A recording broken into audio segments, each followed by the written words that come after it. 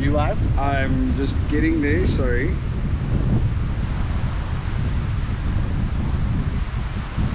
So we are in the process of going live for the first time from the Ambleside Beach. All right, almost there. I've lost my connection. But we're getting there, fixing it up quickly. Waiting for Advisor Danny. Why are you waiting for me? Here we go. We are in the process of going live for the first time from the Ambleside Beach. Hi there, folks.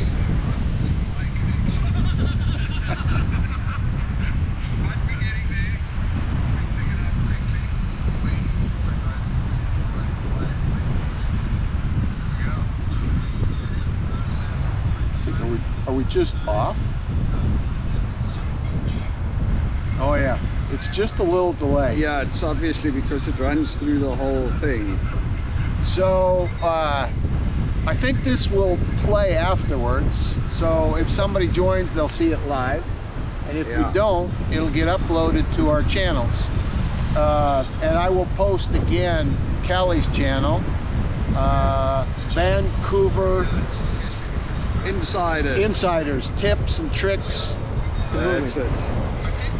So we are close to where Callie is, and we met here at let's turn this off so we don't at Ambleside, which is West Vancouver, where we are, and we'll show you. All right, so are you on? I think I'm also on. Let's see. I don't know, it doesn't show me whether I'm on. Okay, now we need to go and check on YouTube and see if I am live. So we are a couple of guys on the beach experimenting. It's not really a midlife crisis that we're having. It's more that we really do enjoy life, and we met each other purely by accident, but one of those wonderful accidents, in my opinion. I'm not sure if this is... Just checking to see how that looks. Yeah, that looks good. All right, well, we are up on there, and I'm still not sure if my channel has got a live stream. It says live stream. You're in there. Yeah. Hey, folks. Okay, well, it says live stream in process, so let's hope it is in process. And our plan is to go as long until something runs out. Either the connectivity through his phone, the battery. Yeah, we got a bunch of things that's going on here at the moment, so we'll see. So the app is here for the GoPro, and Callie's got a brand, the latest version of the DJI. Yeah, DJI Osmo Pocket 3. Which is so cool, but Callie in his vehicle is loaded. It's like a studio. He's got tripods and all kinds of stuff. Yeah, which is good, because I have a little bag that I travel the world with. So we met here at the West Coast, at the West Vancouver Cultural Festival a couple weeks ago, and Callie had a booth, African Pavilion, South African Pavilion, with his. Your wife was there. Yeah, and some other people. Yeah, it was a whole bunch of South Africans that got together to run the pavilion. A couple of our friends volunteered, and our kids were there, so it was actually a fun thing. So what happened was we had towards last year, one of the things that us South Africans love back home is called the boerewors roll. It's basically a South African sausage in a little bun with fried onions and tomato ketchup and mustard. So if I brought the wine or whatever you need, why don't we do the next one where we can barbecue this, you and me together? It sounds like a plan. Yeah, and we'll do the live stream again. Maybe we can even plug in and go longer if we want to. That's it. Okay, because you talked about this as something in South Africa that you did with your mates. Yeah, that's it. We stand around the barbecue and we chat and we, you know, grill some food. So anyway, what happened was last year we did one of the things we love is a boerewors roll. Right. So last year I decided to have a boerewors roll day, and I went on on my channel and I said, hey guys, let's do a boerewors roll day. I'm gonna go set up the barbecue at John Lawson Park in September, and we're gonna make boerewors rolls, you know. Boerewors. Boerewors. Anyway, so we planned that, and at the time, you know, it was just the thing. So I posted about it on Facebook and everything. It was just going to be a small get together, and suddenly we went to South Africa for 3 weeks, and by the time I got back, I checked Facebook again, and there was over 100 people that wanted to attend, over 100 South Africans. So suddenly I had to start making arrangements. So I had to set up a shop where people can pay, because we charge $10. I couldn't carry the cost of the boerewors. And then I had to, and I'm like, okay, cool, we're doing this. And then somebody goes, do you have the correct permits? I'm like, permits? Oh boy. I'm like, oh shit, I'm in Canada, right? I need to get all the permits. So I suddenly, a week before this thing started, I had to start getting the permits in place. So the first thing I did is I phoned the ladies at the West Van municipality, asked them who deals with it, and they gave me the names of Rochelle and the ladies there. They gave me Rochelle's name, so I went and met with them. I called them, and they said send an email. I'm like, where are you? So I drove to them, and they were just down here on the beach in that little building there. So I drove to them and I said, I'm sitting with this problem. I told everybody I'm going to have a boerewors roll day, and now suddenly I need permits. So they were like, of course, no problem, we'll help you out. So they quickly helped me with the permits, and then they said, but you also need to get a permit for from West Vancouver Health for the food, because you're going to serve food. So they gave me a contact, I contacted them, and we managed to get it all done. But in that process, while I was organizing that, I was speaking to the ladies here at West Van, and Jenna said, you know, every year we have this cultural festival, and we never had a South African pavilion before, so will you come and do a South African pavilion? And I was like, okay, sounds like fun. And that's how it started. That's how we ended up with a South African pavilion.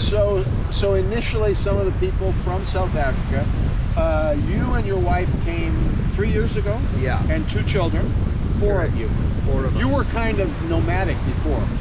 Yeah, we kind of left South Africa in 2016. We sold our business in South Africa in 2016, and then we started traveling. We went to Mauritius for a month, where we just kind of slowly cruised all around the island. Our kids were 8 and 9 years old then.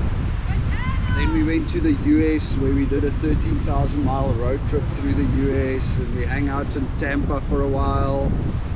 We came up to Canada. That's when we first came to Vancouver in 2016. Just as a visit. Yeah, just part of the road for a couple of weeks.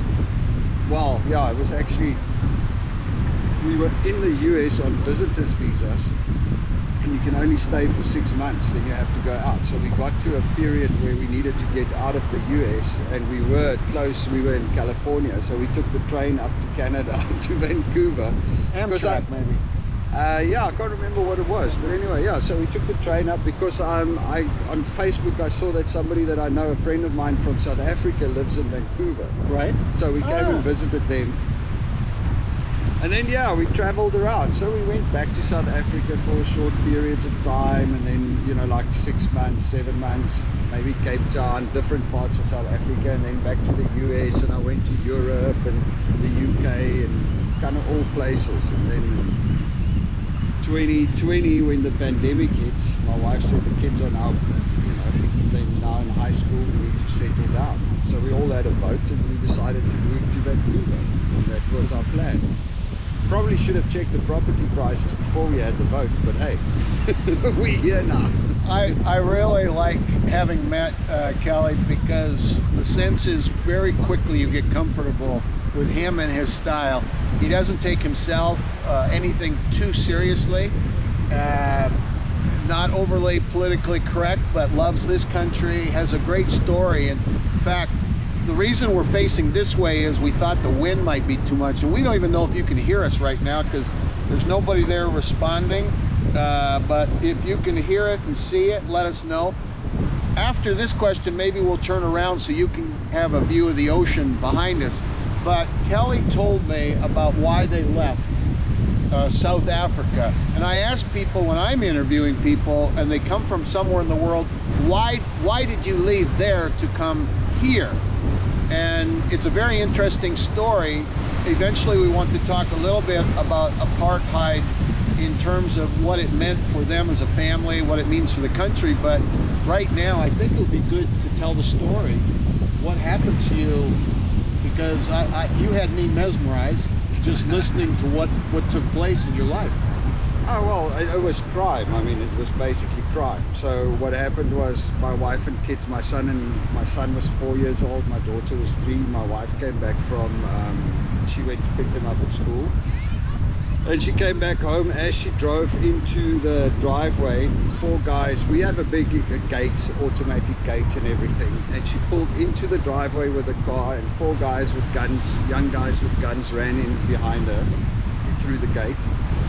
They pulled her out of the car and she was just screaming, I just want to get my kids out, because, you know, normally they just take the car. So she was thinking it was just a normal hijacking, they're there to take the car. So she tried to open the back door to take the kids out because they were strapped in their seats in the back. And the guy hit her over the head with a gun, and she carried on trying, and he hit her again. And then they let her take the kids out, but then they took them all into the house and they made them sit in the one dressing room and our bedroom while they ransacked the house. So they basically just went through the whole place. Put things in bags, like anything valuable. I mean, it was stupid. They didn't really steal a lot of stuff. They were just ransacking, looking for jewelry. So they took a bunch of Belinda's jewelry and things like that. It wasn't a lot of stuff. But, you know, the fact that you are so violated in your own house, and the fear, because the thing is, it was also, like she said, you know, when they forced them into the house, one of the guys actually dropped his gun. So it's not like they are professional criminals. It's like, you know, you've got these youngsters that are doing this shit, and the reality is that in South Africa, lives are not worth that much. You know, you hear often about these things where it goes wrong, and, you know, they just torture or kill or shoot, or it's just, you know, it's in the, when that happens, the odds of you getting shot is fairly high, you know, so it's very risky. And then, of course, you know, my son was 4 years old. He was crying because obviously it's a whole big thing. So the guy walked in and gave him a slap. You know, and my wife was she was actually handled it really well. She just cool, you know, she was just cool and calm, and she just kept the kid quiet, and she just told them there's people on the way. Because we actually had friends that stayed with us at that time. Their house was being remodeled, and you know, my friend was on his way home. I was on my way home from work. So this is your wife and children in the house with in the these house. guys. How many were there that came in? 4 of them. 4 armed with guns, yeah. And this had never happened to you before, or your family? No, it was the first time. But it had happened to other people? To lots of people. Lots of people, so you knew the stories. Your wife is calm during this time? Yeah, she told them there's people coming, because now obviously the risk there is that, you know, you've got these 4 guys, they obviously inexperienced, which is worse. You know, they also on edge, stuff like that. So the risk is that if I drive in the gate and my mate drives in the gate, that's what often happens to these things, is they just start shooting, you know, and people die, because now it becomes a problem. So anyway, they then cleared the house and stole a bunch of stuff, left. What did your wife say later? Did she think they were going to get killed? They were going to be shot? I mean, she did, of course. It was fear, but she wasn't showing it. No, well, she just had to stay calm in the moment. I mean, it's like the only thing you can do. Wow. The last thing you want to do is start screaming and freaking out, because that's... So she went along with whatever... Were they drugged or alcohol, or did they seem to be under influence? I don't know. They were just acting fairly normal, but they were very jittery, very, like, you know, on edge. Like, I mean, I don't know if they were drugged or anything, but she said they were, like, the guy dropped his gun, they were fumbling, they were, you know, they weren't they weren't professionals, if you put it that way.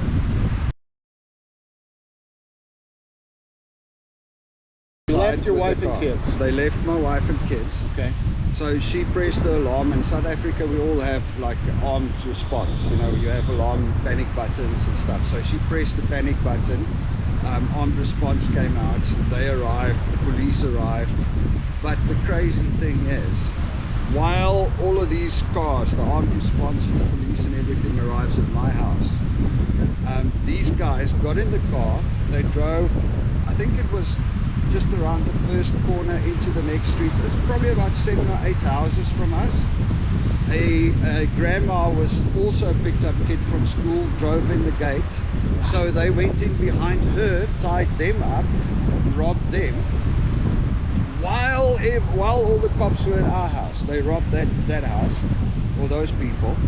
Then from there they drove probably about a kilometer into another neighborhood, and they hit another family. They just pulled in there, 3 of them in a row, the same guys. While security and police are Everybody's talking to you. around, yeah. And that was it, you know. Then we decided, no, you know, my first thought was, because that, like, you can say whatever you want, you can be as tough as you really want, and I'm sure some people can do it, but once you had a gun pointed in your face and you went through something like that, you are nervous. You know, you don't, it's not comfortable. You don't just carry on like normal. You added, what was it, 32 cameras or something? So yeah, I mean, I was still very much for South Africa. I said, well, look, the only thing we can do is secure the house. Right. So I went on this whole spree. I put 32 security cameras around the house. I put alarm systems, beams, you know, like, I mean, that house, if a rat moved in the garden, it was covered. It was just like, it was security. And then I went further. I joined the Paul's of Security Commission, our neighborhood, because I thought, well, you know, the point is, it's all fine to secure your house, but we've learned in the military, you don't just secure your camp, you secure the perimeter. The further out you can stop crime, the better. So we started investing. We built boom gates at the entrance to the neighborhood. We got cameras set up, you know, around the neighborhood to try and, with armed response, to try and catch the guys when they come in and stuff like that. So we went on this whole spree. But one of the things that I did at the time was, because I was involved in the Security Commission, I got put on the police, the Community Policing Forum WhatsApp group. Right. For the whole area, not just for our neighborhood, for the whole area. And that, I think, was the thing that eventually drove me nuts, because that's where all the crimes get reported. That's Right. where the murders and the house robberies and the things come through, because you don't see it in the media in South Africa. I mean, our little robbery didn't even make it to the local newspaper. So why did that drive you nuts, though? Why? Because I started seeing what's really happening around me. Okay. You know, I started seeing how much crime there actually is, and what is happening that you don't see in the news. Okay. Because like I said, that's the thing. Our robbery and the next one and the next one, none of them, that whole story did not even make the local newspaper. Understand? It didn't even go into the local So they were newspaper. never caught. No, they were never caught. That stuff never recovered. So the trauma is committed to your family, 2 other groups that night, let alone whatever else was happening all over the neighborhood. You were still for South Africa. You securitized. You joined the local What's Up group. When did you decide we got to leave? It's actually a crazy story. In 2016, well, 2014, because it took us a couple of years to get everything organized.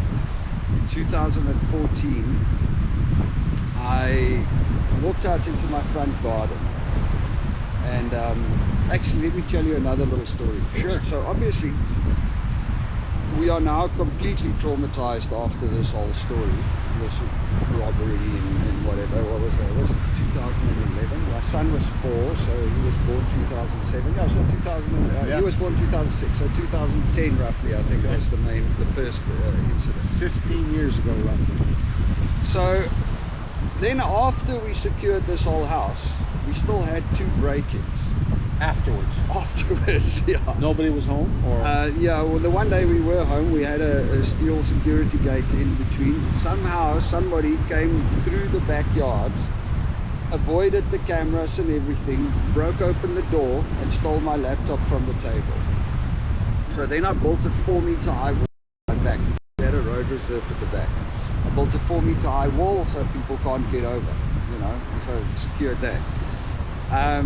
And then another time we got home, we were away, we got home and somebody ripped off the front. We had a steel security gate in the front, right? so that was ripped off the hinges and the front door was ripped off, and somebody broke into the house and stole a few things. And then we called the police and they were like, okay, are the guys there? We were like, no, it was a break-in. And they go, all right. They go, all right, sorry, we don't have anybody that can come out right now, so you know, thank you for your report, you know. And I go, well, I can see fingerprints all over the things. They handled they took my ID book and stuff like that, and it's got a plastic cover and they threw it on the ground there. There's visible fingerprints they had over here. So I think you guys actually stand a chance of catching them, you know, just come out and take the fingerprints. They go, okay, well, our fingerprint guys are very busy. They can be there in 3 days, so leave everything as it is. I'm like, my front door and my security gate has been ripped out of the fucking wall. I'm sorry for the swear word, but it's been ripped out of the wall. It's lying on the ground. And you telling me I must just leave everything as it is for 3 days until until the fingerprint guy then will come solve it. So what do you think is going to happen in the 3 days when I have no front door and no, you know? Anyway, so we put the front door back and everything. A couple of days later, the cops arrived with a little Golf GTI, 2 cops. Walked in. I tried to preserve the places where I saw fingerprints nicely. Right. So they walked in and they were like, they looked at it like this. They go, oh yeah, we wouldn't be able to use this. And they turn around and they walk out. I mean, they didn't dust it. They didn't do anything. They just like, oh yeah, these won't work. We probably, it's a waste of time. And they go. And that was it. So then we were still positive about it. And we still like, okay, it's just secure more, you know. We had security gates inside the house, so the bedrooms, there was a steel gate that separated the bedrooms from the living room. Then there was a steel gate that separated the living area from the office. Like a prison. Yeah, it is, you know. Anyway, and then in 2014, yeah, that's the story that I want to tell you. So eventually we kind of get over this thing, and my kids really want to go camping. I had a branding and signage business, and I did a job for like Macro. It's like Costco over here. It's a big retailer, and we did some stuff where we had used a tents that they sold, like a 10-man tent, and we mounted it on a piece of wood, and we hang it in their roof and stuff like that. So after this whole event, I've got this big tent left over. My kids really want to go camping, so I said, okay, we'll camp in the backyards. And my wife goes, no, because if we camp there, you know, we have to switch off the security. Right. And all right, anyway, so eventually I convinced her. I'm like, you know, it's So you're in the backyard. The security is off. We got a 4-meter wall at the back. You know, I'm like, don't worry about it. We're fine. We're gonna be cool. We switch only the backyard security off. We put the tent on, and we sleep in the tent. So we go out there. We sleep that night in the tent. Around 2 a.m., I just hear glass break, like a big glass window pane break. All right. And obviously we are immediately on high alert. And as I crawl out of the tent, I see some guys jumping over the wall, the big 4-meter wall, Right. in the back corner. So they jump on the wall, but from my neighbor, and then off onto the other side. So they actually broke into my neighbor's yard that night and they broke open his garden shed, got a spade, smashed his giant plate glass window and stole his laptop from the table. And then they ran and they jumped on his wall, onto our wall, across. But I mean, here where we're sleeping, so they're crossing over there. So we obviously run the kids inside, you know, and yeah, I think that was about it. A couple of months later, I was standing in my front yard and I looked at it and I'm like, okay, so we had an armed robbery. My neighbor across the road had, he was hijacked when he pulled into the driveway. And I'm talking over a period of about 5 years, 6 years now. My neighbor across the road, he got hijacked. They took his vehicle when he drove in at night. My neighbor next door got hijacked, a black guy. The crime there doesn't necessarily know colors or races or whatever. I mean, they just think it's across the board. So he got hijacked. The people next to him, during the day, a guy rocked up at the gate, at the intercom, and he told the cleaning lady that the boss sent him to come and fetch something from the house. So she opened the gate, a bunch of guys ran in with guns. They tied her and the gardener up and they emptied their house. Then the guy on this side had his plate glass window smashed just recently and his stuff stolen. A guy across on the corner on the other side got shot and killed when 4 guys tried to you know, hijack him. I don't know what happened there. Cooperate, maybe? Yeah, it was more of a weird story. So they hijacked him in the driveway and his wife saw what was going on. So she came out with a gun and she started shooting. She actually managed to get 2 of them, but they shot him. He didn't get killed. He just went into hospital in critical condition. I think he survived. In this firefight he got hit, but she managed to get 2 of the hijackers actually. Another guy I know, he just around the corner, his wife got shot. She was deaf, and he was deaf. Sorry, Miles, I can't always remember so much. Somebody was deaf. He was deaf. The story was he was deaf and they pulled him out in the car when he was there in the morning, and she ran out to explain to them that he can't hear what they're trying to shout at him. And as she came out the front door, the guy just popped her. Because it's a surprise, you know, they're busy here and somebody comes, they start shooting. So yeah, and also never caught. So anyway, long story short, I was standing there and I could like pretty much pinpoint every crime that happened in my street. And you know, when you start looking at odds like that in 5 years, almost every single house in your street. This is a suburb in Cape Town. In Johannesburg. In Johannesburg, okay. When you start doing that, you start going, wow, the odds are looking, you know, stacked against me. So do you have the picture? Somebody's going to be watching this now or in the future when it plays over. You're going to see 2 guys on the beach, and we're talking about Kelly moving here with his wife, 2 children 3 years ago from South Africa, although they had left around 2016. Yeah. And were kind of nomads, living in the States, taking a 13,000-mile road trip, stopping here, seeing this place and all. But the background of all that was, here's Kelly, this big strapping South African, standing in the front of his yard and looking out and recalling on his street all the incidents, the crime that's happened all around him for different reasons. Maybe another time we'll get into the reasons and kind of the history and what's happened to farming and what's happened to the community and the people, and because of policies and all. But I was really interested in our time now, just understanding why you came to Canada, and that's the background. That's You the had reason. enough. Security. We had enough. We were at the point where we were like, enough is enough. We don't feel safe. You know, look, that's armed robbery. Still today is with my kids and my wife. I mean, for how long my wife would drive, when she drove home, she would, if there's any other cars in the area, she wouldn't drive in the gate. She would drive around and come around again until it's clear.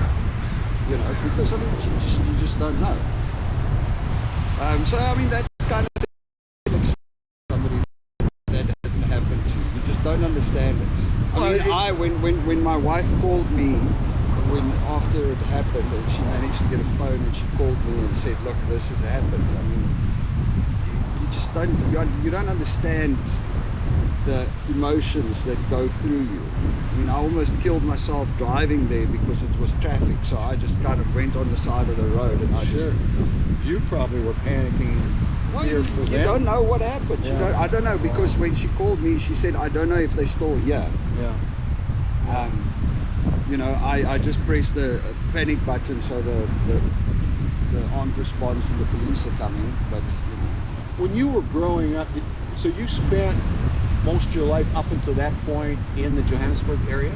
no, I used to live in the Western Transvaal, so I'm not driving. But always South Africa. Always South Africa, yeah. You recall growing up wherever it was in South Africa, life being safer? Oh yeah. I mean, Like you as a kid would go out, like we'd always talk about here in Canada or the United States or the West. The kids 50 years ago in that era could go out and run around and play, and mom and dad, no worries that something bad. Nobody was coming after the kids. When we were kids, we had the same. I mean, we used to play, and you just got to be backed by dogs. So these security issues were not until more recently. No, it's more recently. But like you said, you know, maybe we can talk about that at another time. Let's it's not do it. Something that I want to go into, because at the end of the day, it's not. You can't change it. You can't You change just kind of understand. But so people come to Canada. When I ask them, they come for love. They come for a better economy. They come for their kids' education. They come for a dream. They think it's going to be one way. And then when I ask them later about, have you had regrets? We talk about that. You came for security, for safety. Security and safety is definitely the main thing. Also, and I mean, it's a close second, is opportunity. Okay. The thing is, South Africa is, I mean, it's a great country. I love South Africa, but still, just think about it this way: if you grew up in Cupertino when they were making Apple, or when they were putting together like Microsoft, it's a different opportunities. Right. One of the things my wife always says is when she was at school, the teacher asked her, what do you want to be one day? When she was in high school, and she goes, I want to be an astronaut. And they were like, forget about that, because yes, we're in South Africa, so forget about it. Chances are low. Except there is a very famous South African Canadian. Interestingly, I'm Canadian, you're South African, and he's one of the richest people in the world right now. Made it happen. But he had money, and he left South Africa early age to come to Canada and come through. And he seems to be doing some really good other things now too. But again, we won't get into that. No. So you came here. You're here now. Do you want to talk about the things you're doing? You want to talk about Innovate? Do you want to introduce that a little bit? We can get into that at the later stage. Another stage? I actually brought a book. What I wanted to know from you is, you say you travel quite often, so yeah. Why do you go and spend so much time in Thailand? Are you getting away from the cold, or is it just that? Or? Oh, okay. Let's turn the cameras around. and I'll answer that. Then they can see the water. You want to do that? All right. Are you worried about the sound, or do you think the sound? Because I just saw, you know, that's Stanley Park, right? Yeah, that's Stanley Park. And an ocean liner just came through there, which would have been cool. People could have been listening to us talk and seeing this beautiful vessel coming through. But I can answer it here, and then we can turn around, because Sure. before we run out of, I can't tell. we don't know what's going on around here. When I was 18, I graduated from high school in the States at that time, and I went for 2 months to Japan. And I went as a conversational English guy with a group that were focused on Japanese executives. Oh yeah. So here I am, an 18-year-old kid in jeans and t-shirt, and you know, at the top of companies like Sony, like Panasonic, like this kind of stuff, in the boardroom with chairmen and executives sitting around, all Japanese dark suits along long boardroom tables, and this kid, this Western kid, and they wanted to practice simple phrases. There was almost no English at that time in Japan. You couldn't find it on a sign, anybody to talk to, anything like that. There's about between 2 and 3 million foreigners now in Tokyo, the population of Canada, in one city. But then there was almost nothing. So I've got stories about that. My first time eating sushi, when I looked at this exotic sushi that covered the table. And I'll never forget this. The chairman of this company down at the end of the board saw just some look in my face, and before I knew it, one of his staff girls had gone to the staff room, got a cellophane wrapper, Danish, and put it down in front of me. And I learned so many recurring stories about the Japanese people. I love the country because of its efficiency, but they know how to make you feel that you're taken care of and appreciated. That bug in wanting to travel and wanting to see the world started then. Spending the last penny to go somewhere, and in the early 20s, my life changed. I got to travel the world at the other end of the echelon, not with a backpack, unless I wanted to, but coordinating these IPOs. And then over the years, I've had all kinds of different mostly small business owners. There were some politicians, there were some bigger companies where I connected with the founder of Starwood Hotels, Barry Sternlick, and I became close, and he gave me a contract to go look for properties in China, so I spent some time running. And I had some other things like that, but mostly it was small business owners, and a mixed bag of some good, some not, who wanted something done. They wanted something done with their intellectual property. They wanted something done with their composite pipe repair product. They wanted something done with their real estate, with their entertainment, whatever, it didn't matter. And the only two things, and I told you this the other day, the only two things I ever had to offer came from my mom and dad. And that was honesty. Try to be honest. Yeah. And be good with people. Treat people with respect, take interest in them. And I discovered along the way that the elite and the high and mighty and the people, I was simple. We had enough to live growing up, but never extras. And great, the best parents in the world. But I got to taste the other side of life in my early 20s. I got to travel a different way. Yeah. And it opened a lot of doors. And so over the years, I would meet people along the way, and that would turn into another agreement. And sometimes I would have 3 or 4 of these small business owners, and we would negotiate, and they would buy up so many days per month of my time to do what we had agreed to under some kind of an action plan. Yeah. I'm getting to your question, why Thailand? So there was a woman involved. And I had just come back from Japan doing a 3-month Japan jazz tour a year ago with somebody, ironically, I met on doing YouTube. I started YouTube July 4 years ago because I came back from living in Japan to see mom, brother, sisters here in the valley, and the world basically shut down, right? So my brother said, you should start making videos, interview people, focus on travel, inspiration, good small business owners, their stories, and hi.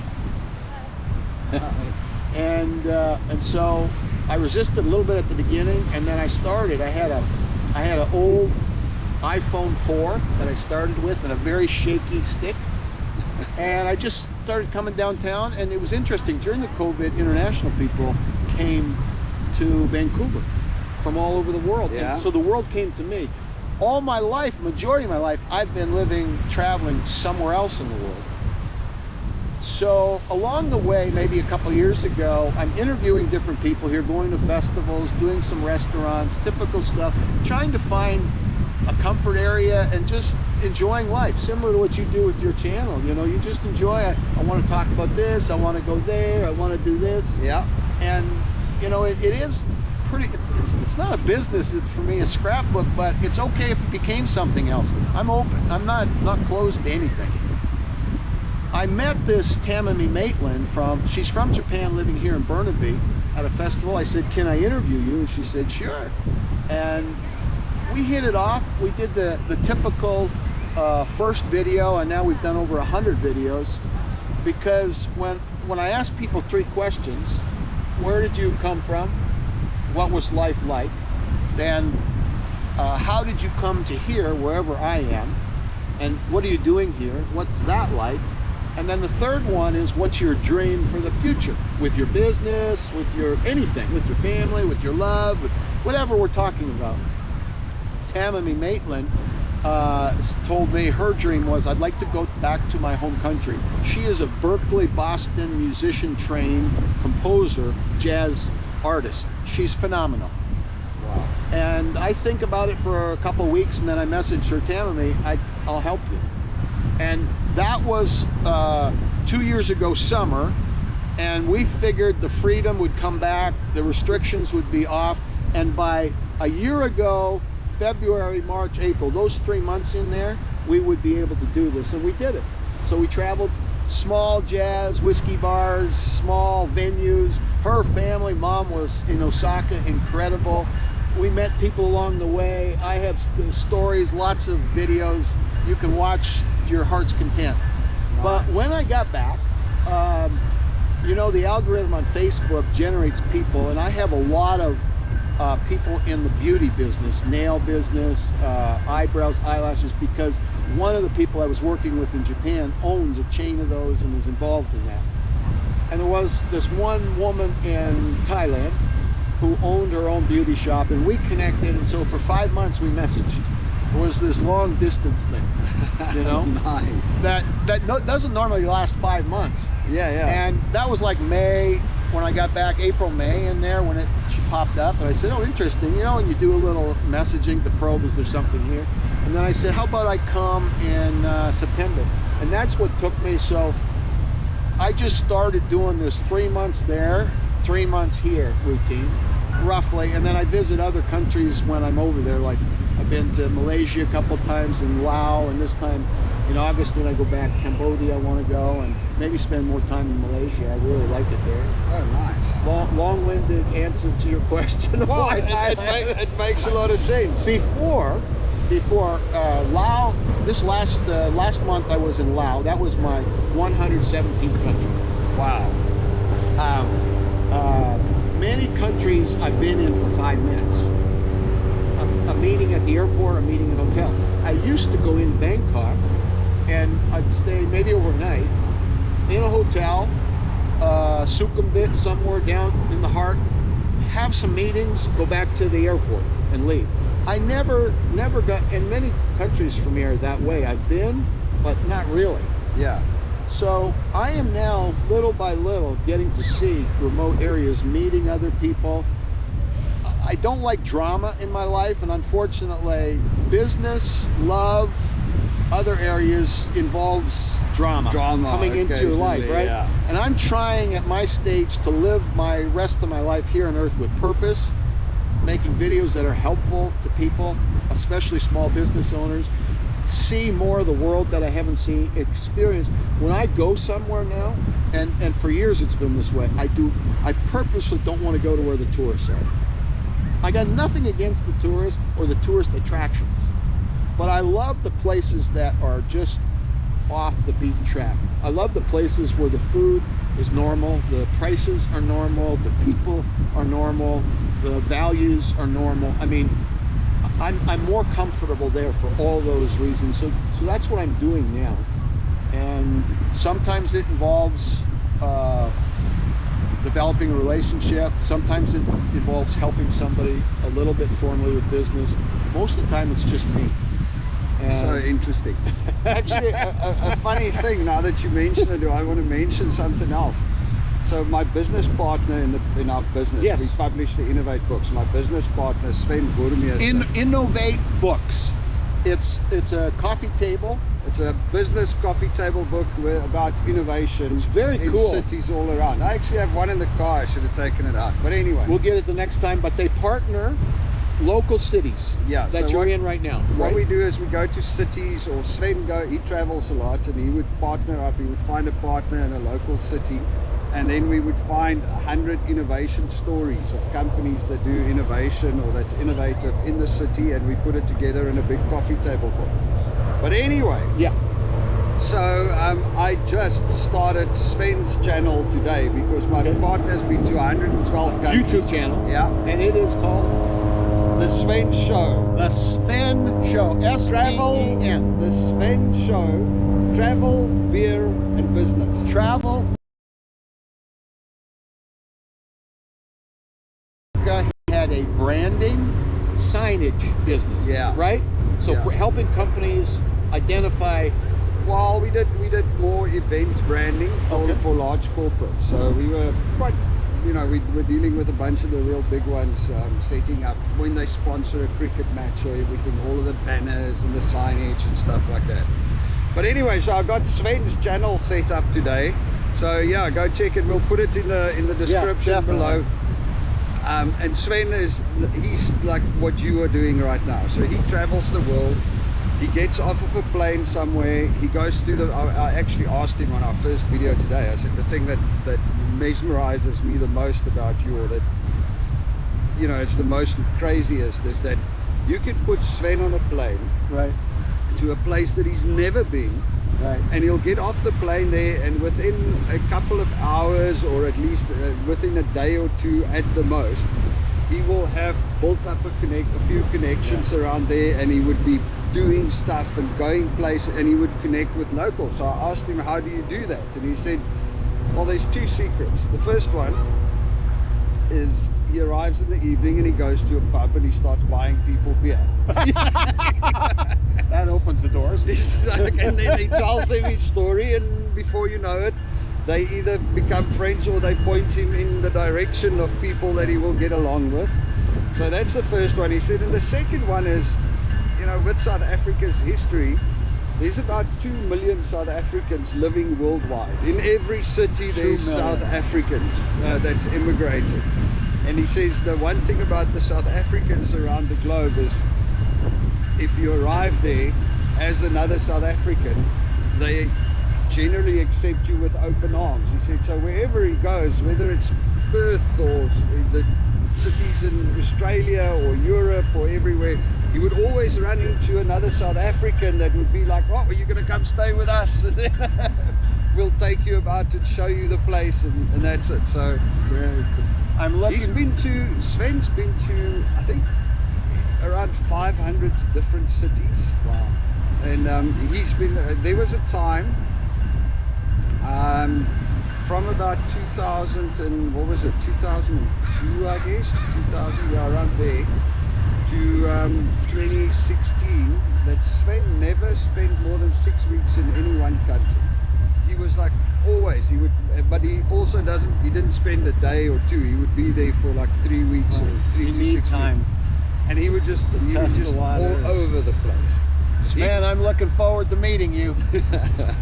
Sounds like we're kindred currently spirits. he's currently in Belgium, and he's you know, he's there for the summer, and then he's off to the Balkans. He's going to go Lithuania, Stockholm, Georgia, all of those places. He's going to go set up Innovate Books there. So, interesting. When Kelly told me he was on LinkedIn, I tried to get into one of my past accounts where I don't have the passwords anymore, and I had built up some nice thousands of followers and things like that, and now I've got a little tiny one that I'm just starting, and the only reason I set it up was because Kelly said that's where Sven was, and I want to kind of see what these guys are doing and follow them, see what happens in the future, and where there's something, you know. I think these guys are like, we really believe in win-win-win.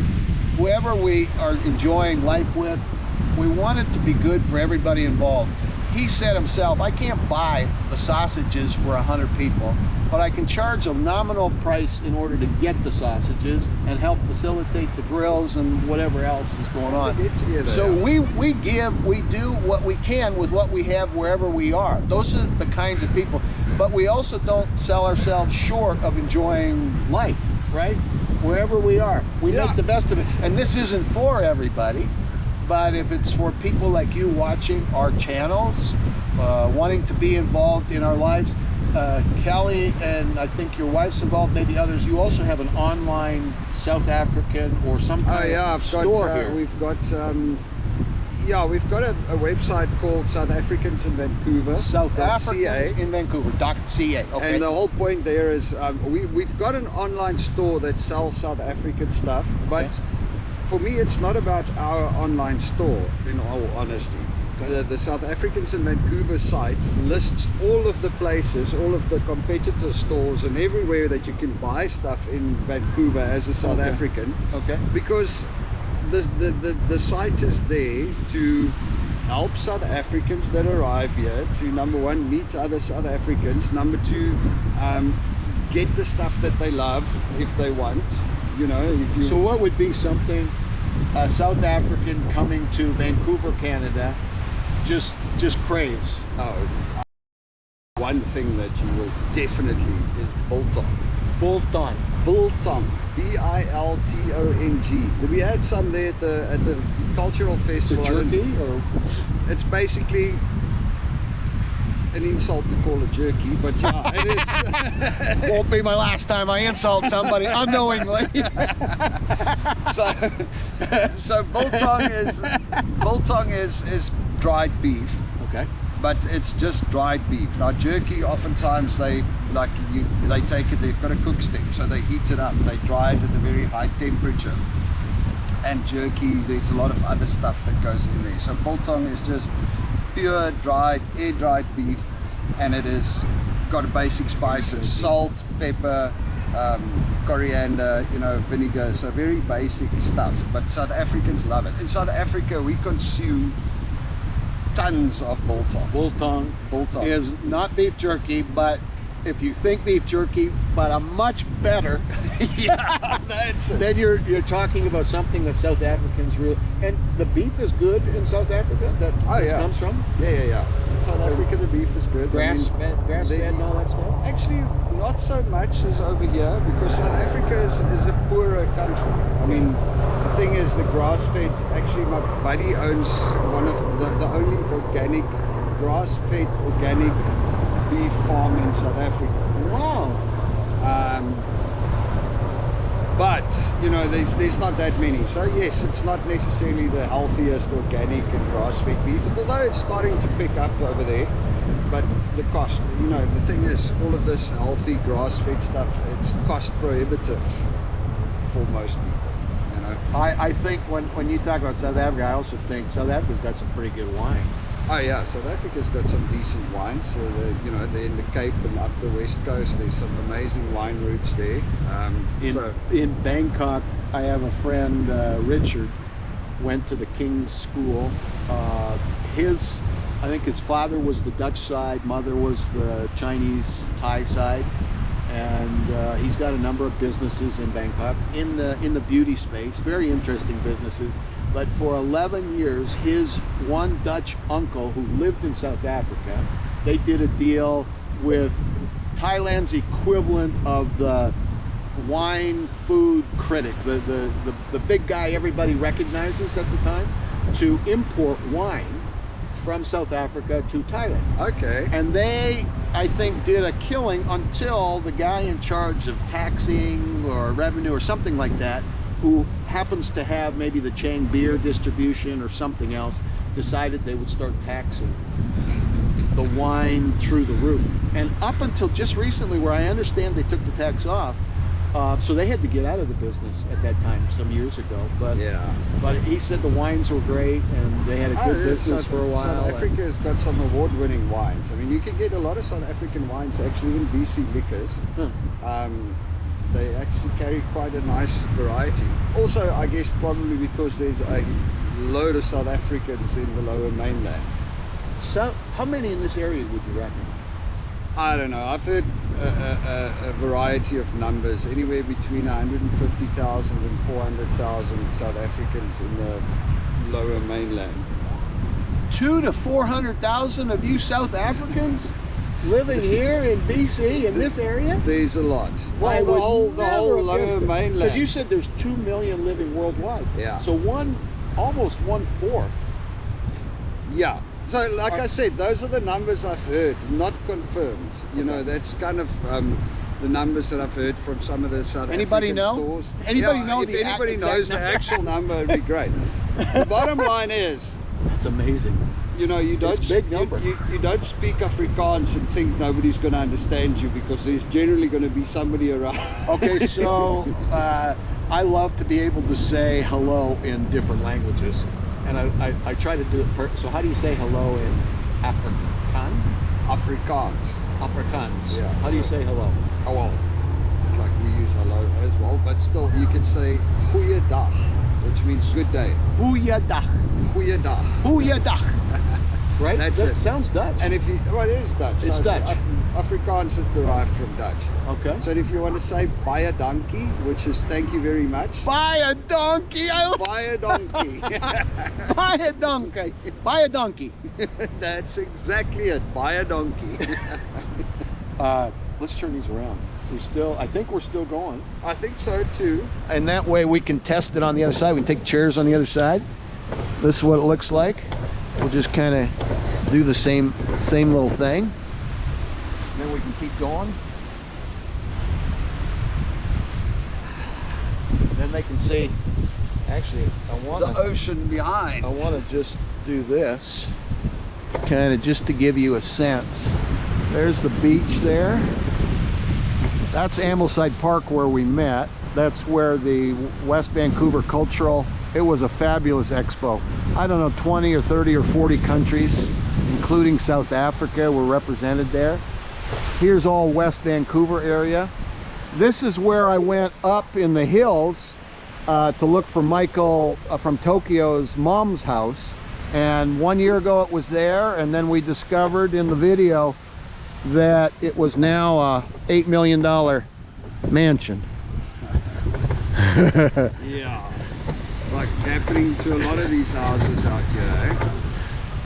So yeah, it was an interesting story. He's a Brit living in Tokyo. All right. And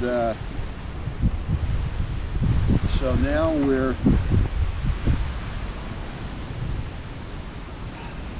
It is a nice day out here at the beach, isn't it?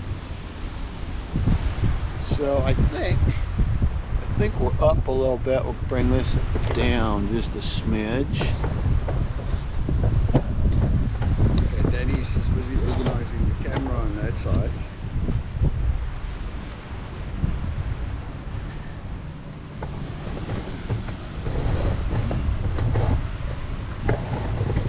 There we go. All right. So this is our first ever attempt at a live stream out here. And we're trying to run it through phone data. So that's, we're hoping that it's actually working.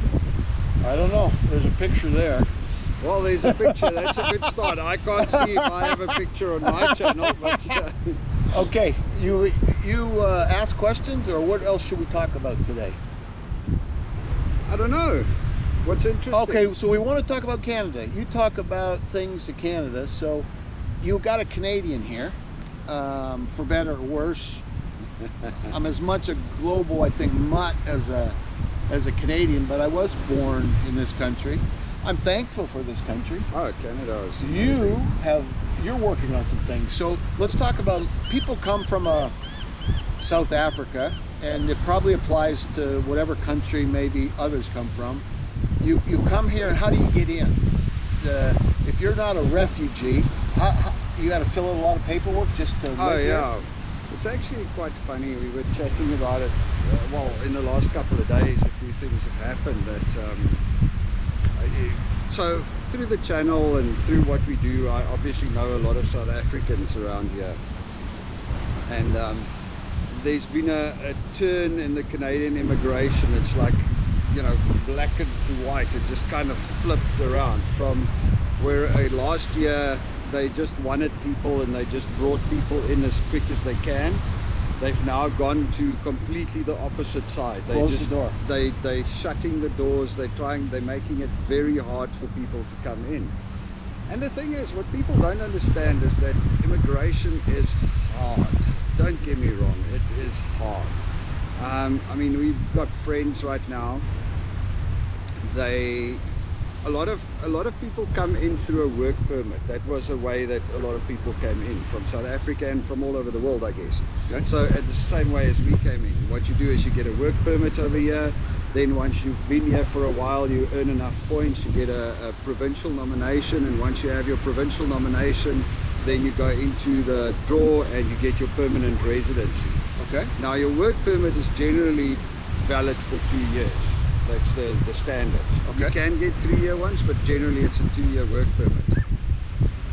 And that was the way that people came in. You know, you get your work permit, you come and work here. They do the LMIA, Labour Market Impact Assessment. You get your work permit, you come in, you come work here, you get Canadian experience, you build yourself up, and you go into the steps of the process.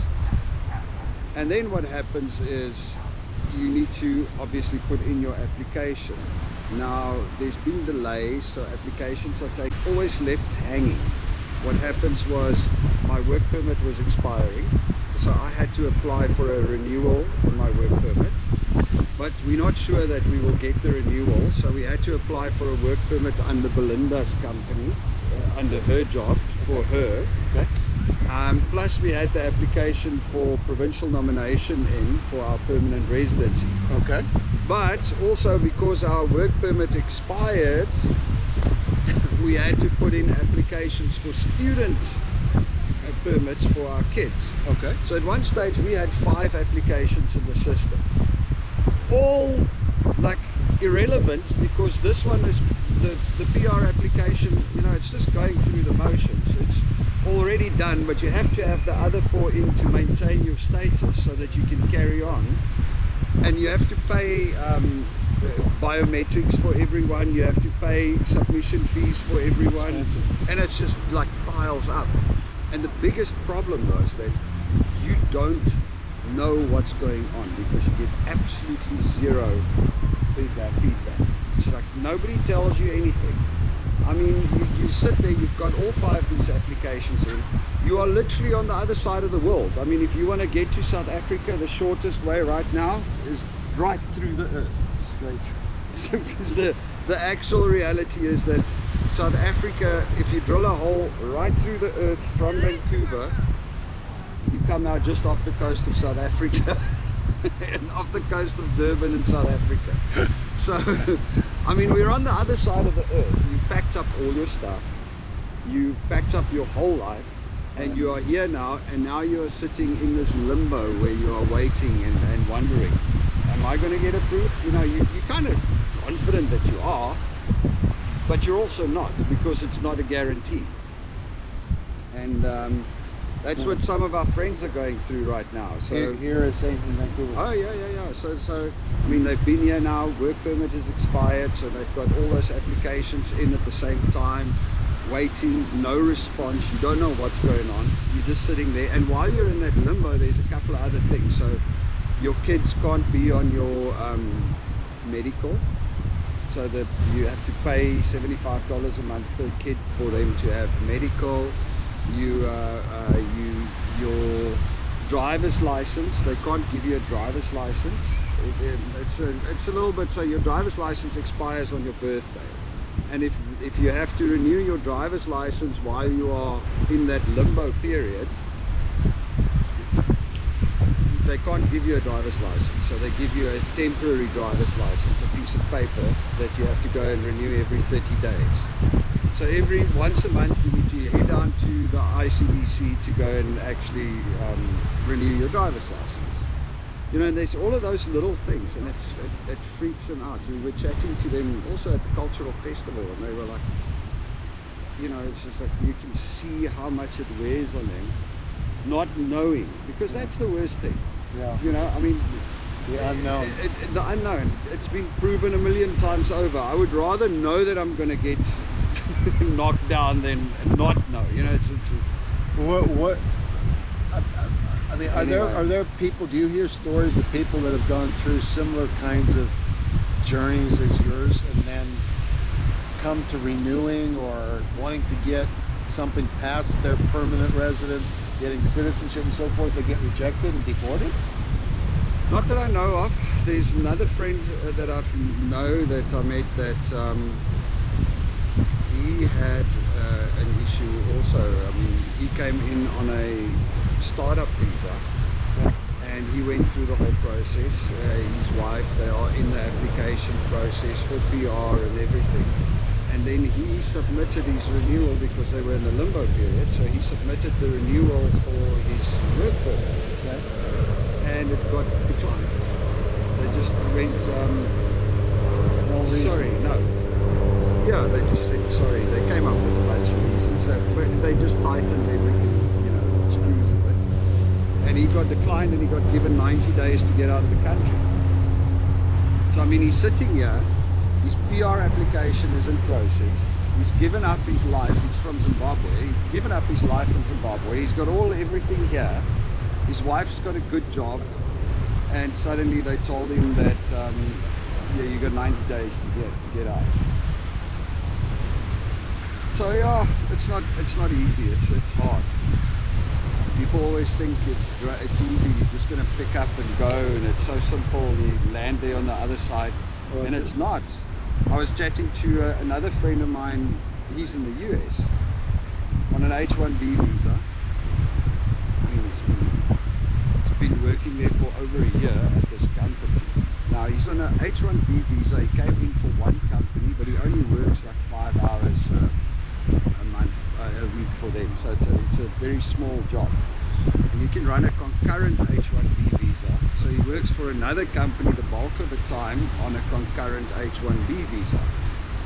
The thing is, when he came in, they were supposed to register the concurrent H-1B visa, the HR department. So he gave the details to the lady, she gave it to the lawyer, and they said it's all good. You're gonna, you know, you're good. Right. He's been working there for a year, and suddenly they decided that they're going to move his whole H-1B visa over to them. He must only work for them and not the other company anymore. He won the lottery. It was all good. They were going to do it. He's been there. But anyway, so they were going to do it. But their lawyer kept on dragging his feet, and they only have a certain amount of time before they have to get it done. So as the time started getting closer, he finally convinced the company. He said, look, your lawyer that you're using is not doing a proper job. Let's use this other lawyer that I know. He knows what he's doing. He's the guy that got us on the other one. You know, he's effective. So eventually the company went, okay, cool, bring the new lawyer in, let him take care of it. He says, so on Wednesday last week, they were elated because they know this guy is going to get it done. He says he goes to work on Thursday, and he gets called in the office, and everybody's sitting there with somber faces. And the new lawyer came in, and he looked at the paperwork, and he realized that the previous guy never filed the H-1B, the concurrent H-1B. So he was working illegally at this company for for the whole time he was there illegally. The company was under the impression it's fine. Apparently the HR lady was kind of older, so she thought it was fine. The lawyer screwed up, and they said to him, we have to let you go immediately. Summary dismissal because it's illegal for you to work. So now he's sitting there, the wife and kids are there. His wife is not allowed to work because in an H1B visa she's not allowed to work. So his wife and kids are there, and he get a summary dismissal. Look, the company is, they like, okay, we're going to now try and follow the paperwork and get you in because we want you, but it's going to take another month and a half to 3 months, I guess. And so for that time now, zero income, not allowed to work, not allowed to do anything because the lawyer screwed up. These things, I think of a number of years ago. I had a home in Dallas, Texas. I've had a few 10-year green card visas for the U.S. And I had a home in Dallas about 30 minutes from DFW, from the airport. Married at the time, children, in-laws, we all were going on a vacation to Cancun, Mexico. Yeah. I was in the process of, all the paperwork was in. I was waiting to get my next alien registration, my green card back. And we went down, we stayed at the Rio, I remember, an all-inclusive resort. We had a great time.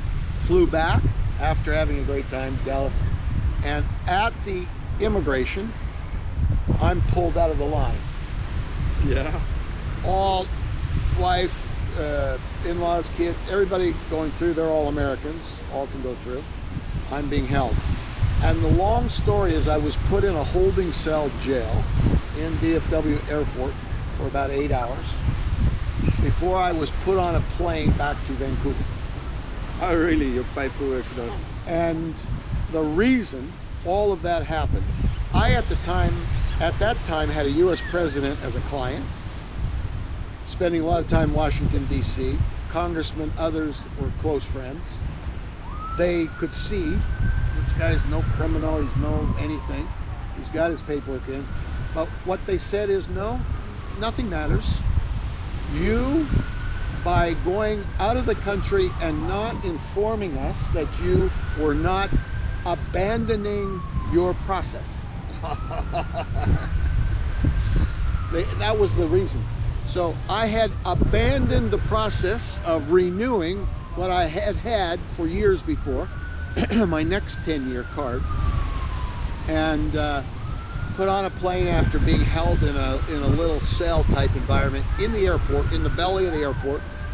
And I had to spend 30 days back up here in Vancouver while political channels, Kay Hutchison Bailey and others got involved, until one day I got a call, would you like to come back to your wife and family and home and everything else?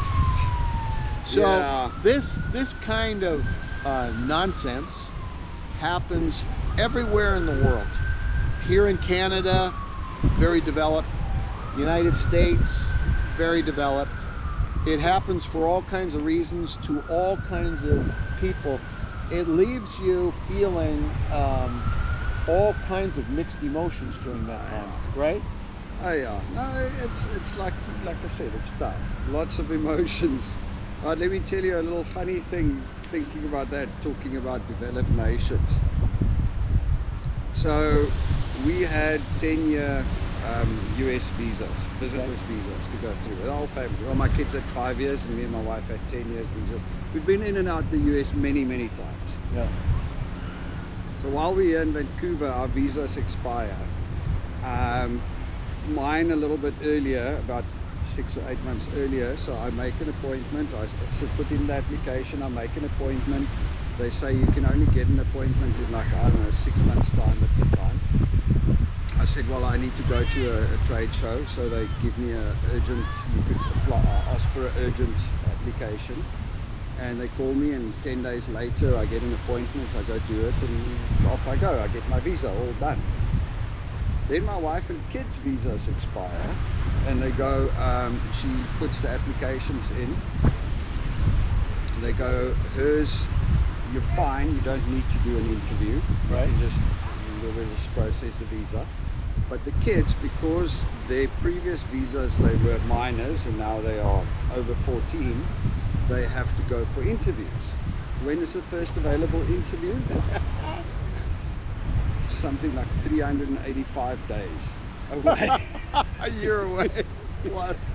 More than a year away. No, I think she actually got, yeah, it was almost a year and a half away, the next available interviews. So we go, well, you know, it's urgent, because at that time we were going to fly to South Africa in August last year.